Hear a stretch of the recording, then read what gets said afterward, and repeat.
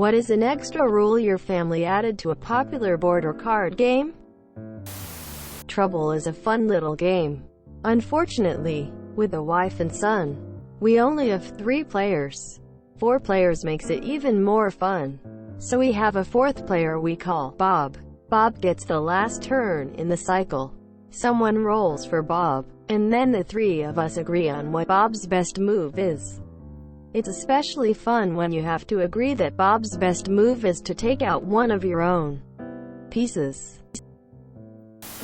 In Scrabble, the person who can make the longest word goes first.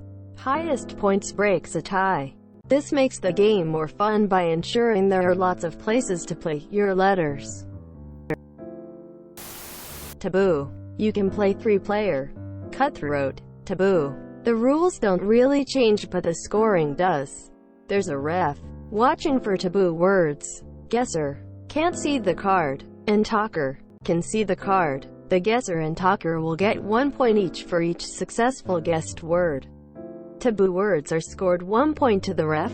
At the end of the round, roles rotate like normal, clockwise. After everyone has 2 turns talking, rotate the other way, counterclockwise. This lets everyone get a turn guessing and talking with each person. I prefer this way because you don't get stuck on a winning or losing team. Everyone plays with everyone, and there's never a 4th person out. In Monopoly we have a rule that my sister can't be the banker, otherwise it's like watching Ocean's 11. Literally anything goes in Monopoly. Whatever business deals you make in Monopoly are valid, e.g. paying some insurance each round so that if you land on their rent properties you are immune. I really like running Monopoly with 2 d20s instead of the default 6s, makes it a lot more chaotic. My grandmother was deaf-mute, so when we played Uno, instead of saying Uno, we knocked on the table quickly twice. Late to the party here, but in Monopoly we allow the utilities to collect 5% of any player-to-player transaction over $200. It helps keep the utilities relevant and desirable. The mugging rule in Monopoly. If I land on a space that you are currently occupying, I can choose to mug you. We take turns rolling the dice. If I roll higher, I steal $100. If you roll higher, I go to jail. In Trivial Pursuit, we have a rule: if the player being asked doesn't know the answer, they can ask the room. The room doesn't actually answer, but they say whether they know the answer or not. If nobody knows the answer, it's considered an invalid question, and another card gets drawn instead. If someone in the room does know, but the player being asked doesn't, then it's just a plain old pass.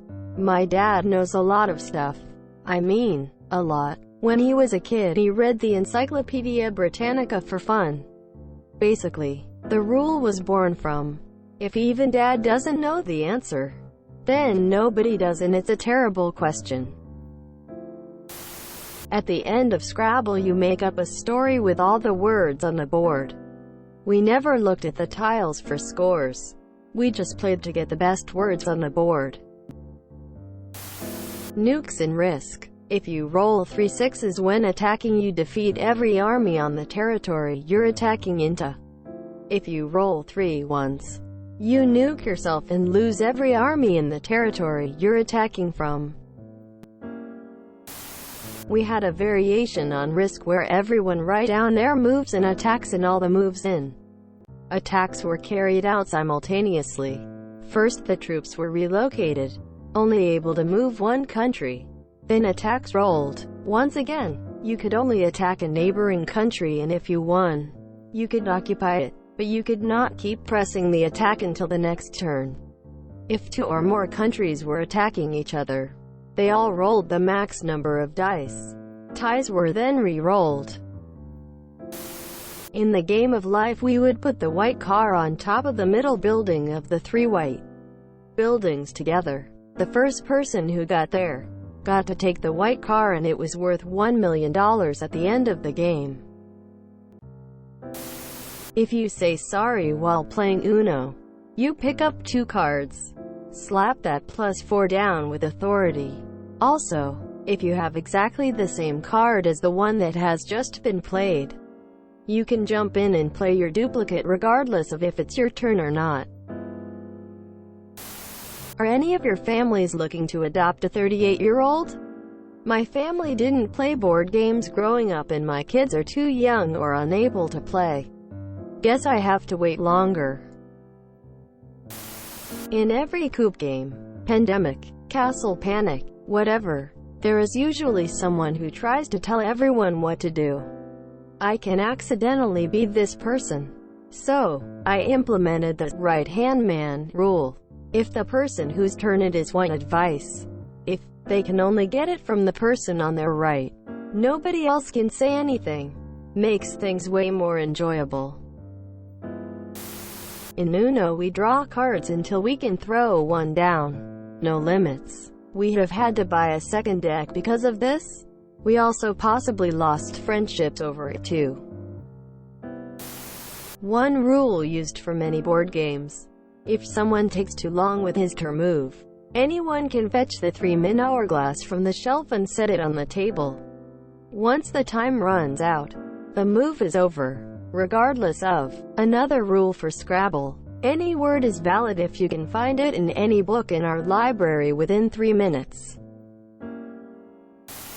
Stacking +5 in Uno is valid and I do not care what Hasbro has to say about it. Also, we had a habit of sharpieing rules onto existing cards. We went through a lot of decks.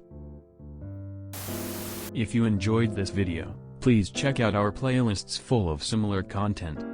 Epicaricast is like doom scrolling for your ears. Please like, share, and subscribe.